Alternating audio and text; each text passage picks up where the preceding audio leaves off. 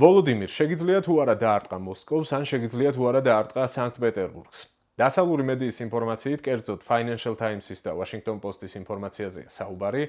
ეს კითხვა რამდენიმე დღის წინ ამერიკის პრეზიდენტმა დაუსვა უკრაინის პრეზიდენტს და პასუხად მიიღო შემდეგი, რომ დიახ, მე შემიძლია ამის გაკეთება იმ შემთხვევაში, თუ მექნება შესაბამისი ამერიკული იარაღი.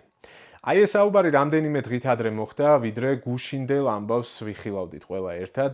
გუშინდელ უმნიშვნელოვანეს შეხვედრას ტრამპსა და მარკ რუტეს შორის ნატოს გენერალურ მდივანთან შეხვედრაზეა საუბარი და მოვისმენდით ორ ძალიან მნიშვნელოვან განცხადებას. ერთი ეხება იმას, რომ ამერიკის შეერთებული შტატები ნატოს წევრი ქვეყნების გავლით, ასე ვთქვათ, მიაწვდის უკრაინას შეიარაღებას, ანუ ნატოს წევრები იყიდიან ამერიკისგან და შემდეგ გადასცემენ შეიარაღებას უკრაინას და მეორე განცხადება ეხებოდა სანქციებს. სანქციებს, ეგრეთ წოდებულ მეორად სანქციებს, რომელიც შეეხება იმ ქვეყნებს, რომლებიც განაგრძობენ რუსეთთან სანქციების გვერდის ავლით, ნავთობით ვაჭრობას და სხვა პროდუქტებით ვაჭრობას და აი ამ გზით ავსებენ პუტინის ომის მანქანის ყულაპას. მე ვარ ბექა პატურაშვილი, ეს არის Redline და დღეს ვაპირებ, რომ სწორედ აი ამ ორ მნიშვნელოვან საკითხზე ვისაუბრო, რომელიც გუშინ გაცხადდა და გარდა აი ამ საკითხების მნიშვნელობისა, შევეხებით ბოლო განცხადებებსაც სწორედ აი ამ თემასთან დაკავშირებით და ვეცდებით ცოტა დიდ სურათში შევხედოთ უკრაინა რუსეთის ომის პერსპექტივას. აქვე ვიდრე მთავარ თემაზე დავიწყებ საუბარს, გთხოვთ, რომ თუ არ ხართ ჩემი არხის გამომწერები, გამოიწეროთ და ამით დაგვეხმაროთ აუდიტორიის ზრდაში ძალიან გვინდა რომ ეს პროექტი შევინარჩუნოთ, გავაგრძელოთ და ამ მხრივ გვაქვს თქვენი მხარდაჭერის იმედი. ასევე ცხადია თავისუფალია კომენტარების ველი და შეგიძლიათ რომ საკუთარი აზრიც გამოხატოთ, ესაც მნიშვნელოვანია ჩართულობა. დააფიქსირეთ თქვენი მოსაზრებები და თუ მოგეწონებათ ეს ვიდეო, არც ლაიქის დასმა დაიზაროთ, ეგაც ძალიან მარტივი საქმე არის. აქვე მოგიკითხავთ ჩემ მუდმივ მაყურებლებს, ასე ვთქვათ, რომლებსაც უკვე ნიქნეიმებით ვცნობ და ყველა ძალიან დიდ მადლობას გეტყვით. დაუბრუნდეთ თემას და ვეცდები რომ მაქსიმალურად მოკლედ შევეხო ყველა მნიშვნელოვან მიმართულებას. პირველი რაც მინდა ვთქვა და რაც ძალიან მახარებს, ეს არის ტრამპის რიტორიკის ცვლილება, აშკარა შემოტრიალების წერტილი გვაქვს. და გუშინ მე ვაკვირდებოდი, როგორი იქნებოდა, რამდენად მკაფიო იქნებოდა ტრამპი პუტინის მისამართით და ვერ ვიტყვი რომ უკმაყოფილო ვარ. ალბათ ბევრი ადამიანი, ვინც უკრაინას გულშემატკივრობს, ასევე გახარებული არის ტრამპის გზავნილებით იმ ნაწილში, რომ საბოლოოდ, ასე ვთქვათ, გააშიშვლა პუტინის ცბიერებაც ერთის მხრივ და მკაფიო დაჩვენა საკუთარი პოზიცია, რომ ის არ აპირებს, რომ თავი მოიტყუოს. აქვე გამოჩნდა და მე პირადად კიდევ ერთხელ დავწმუნდი, რომ მანამდე გაკეთებული განცხადებები, რასაც ვისმენდით იანვრიდან მოყოლებული, ეს იყო ერთგვარი სტრატეგიის ნაწილი და ეს არ იყო ის, რომ ტრამპი სულელია, რაღაცეებს ვერ ხვდება, რომ პუტინი მას მაგრად აბოლებს და ასე შემდეგ, რაზეც ბევრი ეჭვი იყო, ბევრი უკმაყოფილება გამოითქმებოდა და ამის საფუძველი პრინციპში არსებობდა, ხო? ტრამპი ამბობდა ხშირად, რომ ზელენსკი უმადურია, პუტინი მაგარი კაცია, რომ მისის ჯერა, რომ ზელენსკის კარტები არ აქვს და ასე შემდეგ. საბოლოოდ ჩვენ ნახეთ რამდენიმე მცდელობა, ეგრეთ წოდებული მოლაპარაკებების, რუსეთის მხრიდან ცინიზმი და აი ამ ყველაფრის დაიგნორება, სხვა არაფერი არ ქვია, საკუთარი მიზნებისკენ სწრაფვის გაგრძელება და ვითომ მოლაპარაკებებში მონაწილეობა და ამ ყველაფერმა არანაირი შედეგი არ მოიტანა. შედეგად კი მოიტანა ის, რომ ტრამპი მეტად მკაფიოა დღეს თავის გზავნილებში და ამბობს, რომ ამ შემთხვევაში ლაპარაკს აზრი აღარ აქვს და ის ძალიან იმედგაცრუებული არის. როდესაც იმედგაცრუებაზე საუბრობდა, მაგალითად, საგულისხმო იყო ის ნაწილი, რომელიც მელანია ტრამპთან დიალოგზე მოყვა. მან თქვა ასეთი რამ, რომ ერთ-ერთი ბოლო სატელეფონო საუბრისას პუტინთან, როდესაც გაესაუბრა შემდეგ პირველ ლედის და უთხრა, რომ ყველაფერმა კარგად ჩაიარა და პუტინს მშვიდობა სურს, იმავე საღამოს დაიბომბა უკრაინული ქალაქები და ამაზე მიანიშნებდა მელანია და შემდეგ ის დარჩა ამ ყველაფრიდან გაწმილებული, ხო? ანუ აი ამ ამბის მოყოლაც იყო იმის დემონსტრირება, რომ მე ყველაფერს ვეცადე, რომ თითქოს გულწრფელად სჯეროდა მას, რომ აი პუტინი მართლაც დაჯდებოდა მოლაპარაკებების მაგიდასთან, უარს იტყოდა აგრესიულ ომზე, თუმცა ამან შედეგი ვერ გამოიღო, ხო? ნუ არ ვიცი, სხვა რა უნდა დავარქვა თუ არა, ამას თუ არა, ერთგვარი ტაქტიკა ტრამპის რომ ეს გარდამავალი პერიოდი ქონოდა. თავდაპირველად ჩვენ გვახსოვს ხო რომ ის ამბობდა რომ არაპირებდა უკრაინისთვის იარაღის მიწოდებას, რომ 24 საათში უნდა დასრულებულიყო ეს ომი, რომ ეს არ იყო მისი ომი და ეს ბაიდენის შეცდომა იყო და ასე შემდეგ და შიდა აუდიტორიაც მოითხოვდა ამ ყველაფრის შესაბამისი პოლიტიკის გატარებას, ჩემი აზრით. და ეს ყველაფერი მან ორი მიმართულებით ძალიან კარგად გამოიყენა, ეს ეგრეთ წოდებული ვითომ ხელის დაბანის პოლიტიკა. შიდა აუდიტორიაზეც ძალიან კარგად იმუშავა, ნუ თითქოს ის თავის დაპირებას ასრულებდა, რომ ის არაპირებდა რაღაც ღია კონფრონტაციაში შესვლას. და მეორეს მხრივ ძალიან მაგრად დაწნეხა ევროპული სახელმწიფოები და ნატოს წევრი ქვეყნები, ხო? რომ მათ აიძულა, აჩვენა რომ ის გადიოდა თამაშიდან, აიძულა რომ დაპირებული თანხები ჩაედოთ თავდაცვის ბიუჯეტში 5%-მდე გაეზარდათ მშპ-ს 5%-მდე ეს ყველაფერი და მეტი საქმე გაეკეთებინათ თავად საკუთარი ინტერესების დასაცავად. დღეს რას ხედავთ ხო რომ ევროპის სახელმწიფოები სწორედ ამ გზას ადგანან და ამით კმაყოფილებას თავის მხრივ ტრამპი გამოხატავს. კიდევ ერთი ძალიან მნიშვნელოვანი ფაქტორი, რაზეც მე ძველ ვიდეოებში ცხადს უსვამდი ხოლმე, აი სწორედ მაშინ, როდესაც ეს საუბრები მიმდინარეობდა, რომ ტრამპმა ძალიან მაგრად აი ამ ტაქტიკით ითამაშა რუსულ აუდიტორიაზეც.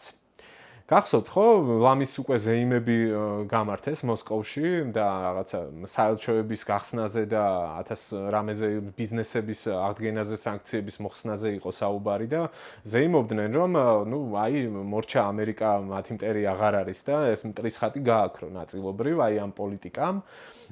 და ძირითადი აქცენტი რუსეთმა გადაიტანა ევროპაზე შემდეგ და ნუ მთელი ეს პროპაგანდა მუშაობდა იმაზე, რომ აი ძირითადი მტერი ევროპა სუსტია, ჩვენ მათ დავძირავთ, ეიფელის კოშკს და ბიგ ბენს წყალში ჩავძირავთ, ამას ვესვრით, იმას ვესვრით, ასე შემდეგ და ანუ ეს აჩენდა განცდას, რომ ხო, ნუ აი თითქოს ტრამპთან ყველაფერი რიგზია, ტრამპი ჩვენი კაცია და ქმნიდა აი ასეთ განწყობებს რუსულ საზოგადოებაში, ხო? და თითქოს ეს ჩემი აზრით ეგრეთ წოდებული ტოპკა იყო რა რაღაც მომენტში გადაგდებული და კარგად მაგრად წამოეგო ამაზე რუსეთის საგარეო პოლიტიკა, მათ დაიწყეს ამის გამოყენება, ასე ვთქვათ, რომ დაეპირისპირებინათ დასავლეთის, გაეხლიჩათ უბრალოდ დასავლეთის ინტერესები, ამერიკის შეერთებული შტატები ცალკე, ევროკავშირი ცალკე და ესე ცალ-ცალკე ვიღაცეებისთვის რაღაცეები მოეგვარებინათ. საბოლოოდ რა მივიღეთ, ხო? საბოლოოდ მივიღეთ გუშინ ძალიან მკაფიო განცხადება იმაზე, რომ ყველაფერი იქნება კოორდინირებული, იჯდა ერთ მხარეს ამერიკის შეერთებული შტატების პრეზიდენტი, მეორე მხარეს ნატოს გენერალური მდივანი და საუბრობდა ეს ორი ადამიანი იმაზე, რომ ერთობლივი ძალებით ისინი მიაწვდიან უკრაინას შეიარაღებას და რომ თუ არ წამოვა პუტინის სამშვიდობო პროცესზე, ის დაღუპავს თავის თავს და დაღუპავს თავის ქვეყანას. დაღუპავს ეკონომიკას და ყველა მის ამბიციას, რომელიც გააჩნია, თუ არ დათანხმდება აი ამ პირობებს და ამის ორი ინსტრუმენტი არსებობს, ხო? ერთი არის ამერიკული შეიარაღება, რომელზეც ხაზი გაესვა მილიონჯერ, რომ ეს არის მსოფლიოში საუკეთესო შეიარაღება, რომელიც არსებობს და მეორე არის ეკონომიკური ბერკეტები, რომლის გამოყენებასაც აი აქ შევჩერდეთ და როგორც ჩანს, ჯერჯერობით კიდევ არ ჩქარობს ტრამპი. იყო მოლოდინი იმასთან დაკავშირებით, რომ პირდაპირ გუშინვე გამოცხადდებოდა 500%-მდე ტარიფები მათთვის, ვინც განაგრძობდა რუსეთთან აი ესე არალეგალურ ვაჭრობას სანქციების გვერდის ავლით და როგორც თქვი მისი ომის მანქანის ყულაბის შევსებას, თუმცა ტრამპმა თქვა, რომ იქნება 50 დღე კიდევ ვადა მიცემული იმისთვის, რომ ეს ყველაფერი გადაფასდეს და ამ სახელმწიფოებმა ინდოეთსა და ჩინეთსია განსაკუთრებით საუბარი მიიღონ შესაბამისი გადაწყვეტილებები. და დაფიქრდნენ რა ურჩევნიათ ამერიკის შეერთებულ შტატებთან ნორმალური ურთიერთობა ვაჭრობის თვალსაზრისით და ევროკავშირის წევრ ქვეყნებთან და ბრიტანეთთან იგივე თუ ურჩევნიათ რუსეთთან ასეთი შაუბნელი თამაშები და შესაბამისად შემდეგ უკვე ძალიან მძიმე ტარიფების დაწესება, ხო? აქ 500%-ზე არ იყო საუბარი, ესაც უნდა აღინიშნოს და ითქვა, რომ მინიმუმ 100%-იანი ტარიფები იქნება. თუმცა შემდეგ უკვე დამაზუსტებელი კითხვები, როდესაც დაიცვა აი ამ განცხადების დასრულების შემდეგ, მედიისგან ტრამპმა დააზუსტა, რომ ეს იქნება მინიმუმ 100%-იანი და არ გამორიცხა ის, რომ უფრო მეტიც იყოს. ხო, ეს არის აშკარად მიცემული შანსი. აქვე მინდა აღნიშნო, რომ ძალიან ბევრი კომენტარი და პოსტი შემოხვდა იმასთან დაკავშირებით, რომ თითქოს ეს 50 დღიანი ვადა რაღაც პუტინს აძლევს დამატებით შანსს, რომ უფრო მეტი ძალებით შეუტიოს უკრაინას და ეს არის შეცდომა და ასე შემდეგ. დამრჩა ეგეთი შთაბეჭდილება, რომ საზოგადოების ნაწილმა ვერ გაიგო ამ ორი განცხადების შინაარსი და ვადებთან დაკავშირებით გარკვეული დაბნეულობა გაჩნდა. აქ ხაზი უნდა გაესვას, რომ მხოლოდ ტარიფების დაწესების ნაწილში არის გამოცხადებული 50 დღიანი ვადა. ამას კიდევ შევეხები, რამდენად აქვს ამას პერსპექტივა, რომ ვინმე ამაზე დათანხმდეს და როგორი რეაქცია აქვს მოსკოვს მაგაზეც ვილაპარაკოთ აი ამ ტარიფებთან და სანქციებთან მიმართებით და მეორე ნაწილი, როგორც თქვით, ეს არის შეიარაღების მიწოდება. აი ეს არის ყველაზე მნიშვნელოვანი, რომ გუშინ კაფიოდ ითქვა. ამერიკის შეერთებული შტატები ნატოელ პარტნიორებთან ერთად რაც შეიძლება სწრაფად მიაწვდის უკრაინას საჭირო შეიარაღებას. აი აქ უნდა შევჩერდეთ ახლა და შეიარაღებასაც ცოტა მეტი დაწვრილებით შევეხოთ. მე არ ვარ ახლა შეიარაღების ექსპერტი, ამას არ დავიბრალებ, თუმცა ყავს ხოლმე ძალიან ხშირად შესაბამისი კომპეტენციის მქონე სტუმრები და ისინი ყოველთვის ხაზს უსვამენ, რომ განსაკუთრებით მნიშვნელოვანი არის ჰაერსაწინააღმდეგო სისტემები, რომლებიც სარაკეტო ტერორისგან დაიცავს უკრაინის ქალაქებს. და ასევე მნიშვნელოვანი არის სხვა ტიპის შეიარაღების მიწოდება, განსაკუთრებით შორმანძილზე მოქმედი რაკეტების მიწოდება, რაც სწორედ სიღრმეში რუსეთზე დარტყმების შესაძლებლობას გააჩენს, ხო? და სწორედ ამაზე დავიწყეთ ჩვენ თავში საუბარი ტრამპის კითხვაზე შეუძლია თუ არა ზელენსკის რომ დაბომბოს დაარტყას მოსკოვს და სანქტ-პეტერბურგს იგივე. ხო, ამაზე მოკლედ რომ ვთქვათ, სასტრაფოდ არის დაწყებული მუშაობა, ასეთი გზავნილი მივიღეთ.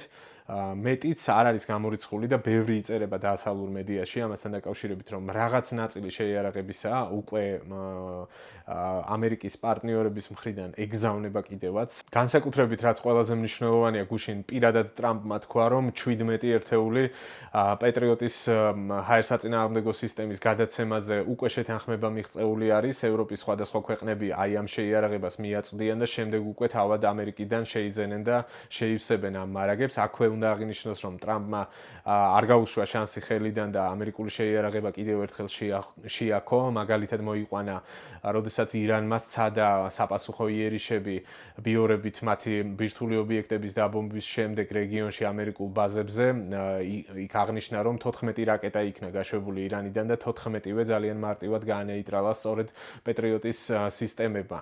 ცხადია, რომ ეს უკრაინისთვის უდიდესი დახმარება არის, მათ ჭირდებათ ცის დაცვა, იქიდან გამომდინარე, რომ რუსეთი უშუალოდ ფრონტის ხაზზე დიდ წარმატებებს ვერ აღწევს ხმაურიანი განცხადების მიუხედავად, რომ ისინი აპირებდნენ დიდი საზაფხულო გარღვევის, ასე ვთქვათ, შემოთავაზებას უკრაინისთვის, ისინი დიდად წინ ვერ მიიწევენ, საპასუხოდ კი მუდმივად სარაკეტო ტერორის ქვეშ ამყოფებენ მოსახლეობას და ამით ცდილობენ, რომ გატეხონ უკრაინელების წინააღმდეგობა.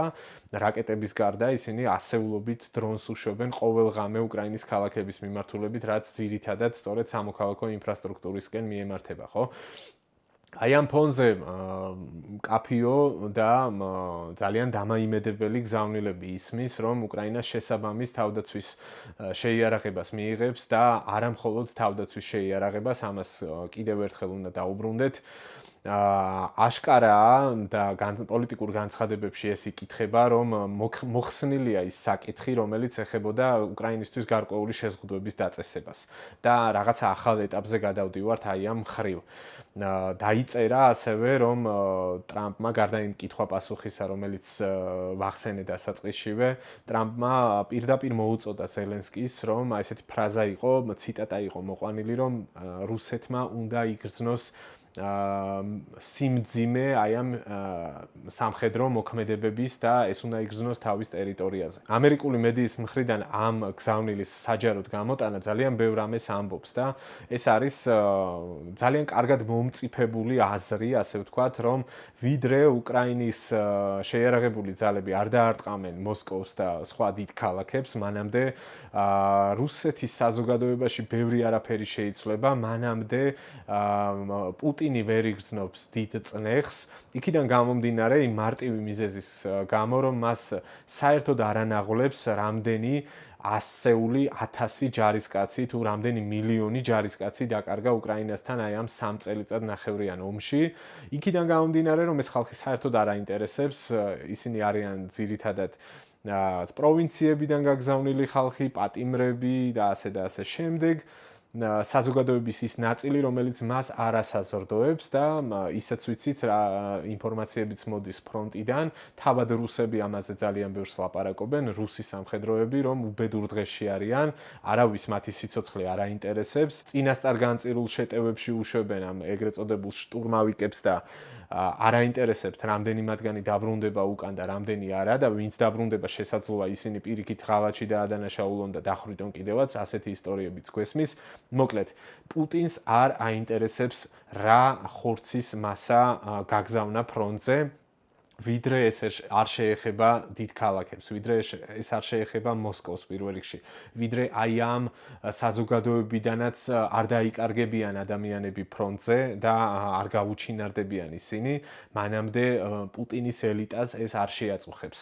გარდა ამისა, ჩვენ ვხედავთ რამხელა ემოციური ეფექტი აქვს, თუნდაც აეროპორტებში შექმნილ აი ამ რაღაცა დისკომფორტს, ხო, როდესაც როგორ უკმაყოფილებას გამოხატავენ ხოლმე რუსეთის მოქალაქეები, რომ ფრენა აგვიანებს იმის გამო, რომ მახლობლად დრონმა გადაიფრინა უკრაინის და ფრენები გაუქმდა. აი ამასაც კი ძალიან დიდი უკმაყოფილება მოყვება ხოლმე და ამაზე წუწუნი არ ეზარებათ რუსეთის მოქალაქეებს და ყველას გააზრებული აქვს დასავლეთში, რომ თუ ძლიერი დარტყმები განხორციელდება რუსეთის დიდ ქალაქებზე, ეს მნიშვნელოვნად შეცვლის განწყობებს საზოგადოებაში, ეს მნიშვნელოვნად გაზრდის წნეხს პუტინზე და მას უფრო გაუჭირდება საკუთარი დასაყრდენის შენარჩუნება.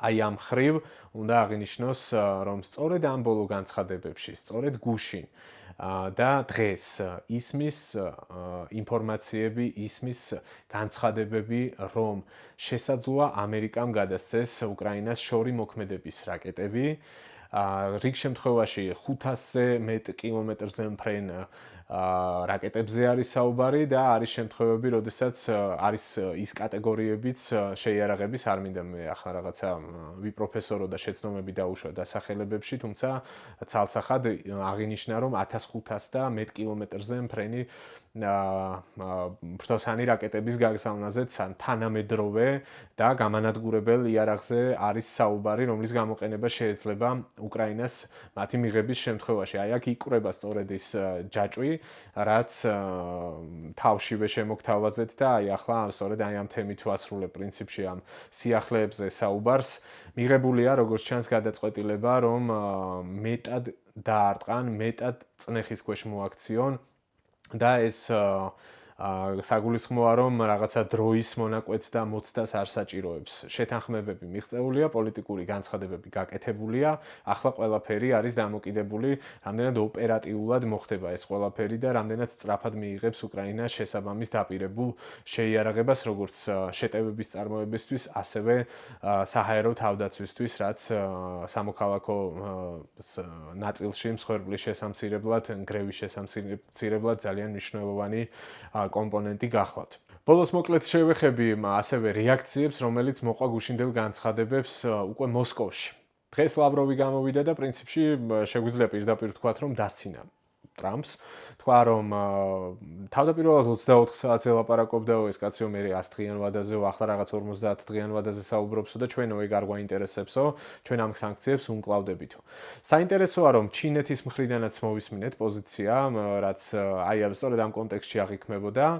ზოგადი კი იყო და ითქვა, რომ ჩვენ უნდა გავაძლიეროთ ურთიერთთანამშრომლობა, მაგრამ გუშინდელი პროცესის შემდეგ დღეს ამ განცხადების გაკეთება მაღალი რანგის პოლიტიკოსების მხრიდან ჩინეთში, სიგნალია, რომ ისინი თითქოს აჩვენებენ, რომ არ აპირებენ რუსეთთან თანამშრომლობაზე უარის თქმას და პირიქით მის განვითარებაზე საუბრობენ. თუმცა ვნახოთ რა იქნება რუსეთ-ჩინეთის ურთიერთობებში და ჩინეთ-ამერიკის ურთიერთობებში, კიდე ცალკე საკითხი და ცალკე ომი არის ბრჭყალებში, ჩინეთის და ამერიკის ეკონომიკური ომის პერსპექტივა ცალკე თემაა. ინდოეთია საინტერესო როგორი პოზიცია ექნება, იქიდან გამომდინარე, რომ ბოლო პერიოდში პაკისტანი ინდოეთის დაპირისპირების კონტექსტში ტრამპმა თავისი როლი შეასრულა, ის მუდმივად ხალხს უსვამს, რომ არის მშვიდობის ყოფილი და ამ ორ ქვეყნის ორ დიდ ლიდერს შორის წარმატებული რაღაც დისკუსიის შემდეგ მშვიდობას მიაღწია. ინდოეთის მხრიდან როგორი იქნება პოლიტიკა ამ შემთხვევაში, იტყვიან თუ არა ისინი შავბნელ ფულზე უარს, ესაც გამოჩნდება.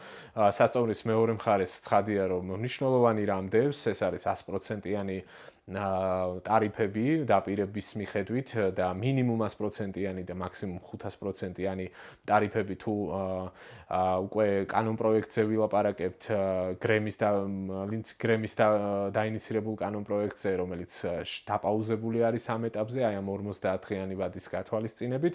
ხო, ეს გასათვალისწინებელი იქნება, ვნახოთ რა მოხდება აი ამ ხრივ. დროვის სასარგებლოდ მოქმედებს, ახლა ეს არის მთავარი, ვინ უფრო მეტად გაძლებს და ვის რამდენად აქვს გარანტიები იმისთვის, რომ გაძლოს.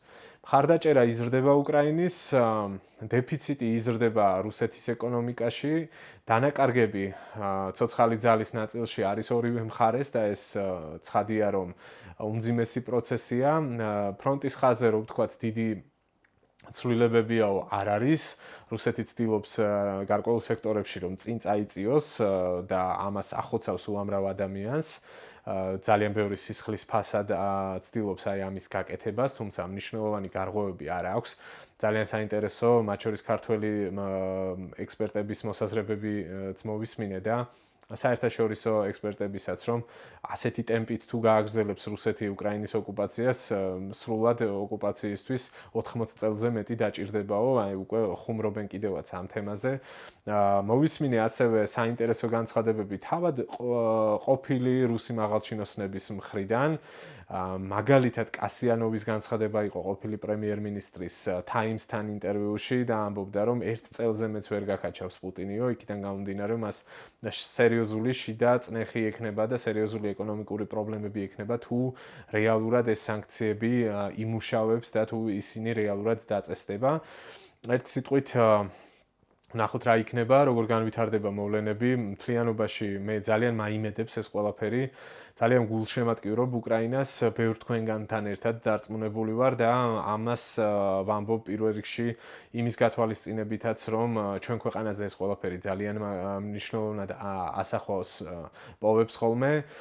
ჩვენ ქვეყანაშიც მნიშვნელოვანი პოლიტიკური პროცესები მიმდინარეობს და რუსეთის გავლენა რამდენად გაძლიერდება თუ შესუსტდება, ეს ჩვენზე ძალიან დიდ ეფექტს ახდენს და მინდა იმედი გამოვთქვა, რომ რუსეთის გავლენა შემცირდება თანდათან და პირიქით დასავლეთის მხარდაჭერა ჩვენი საზოგადოების მიმართაც და ყურადღება მოიმატებს და ეს ყველაფერი ხდება იმ ფონზე, რომ რეგიონშიც ხედავთ სიტუაციის ცვლილებებს.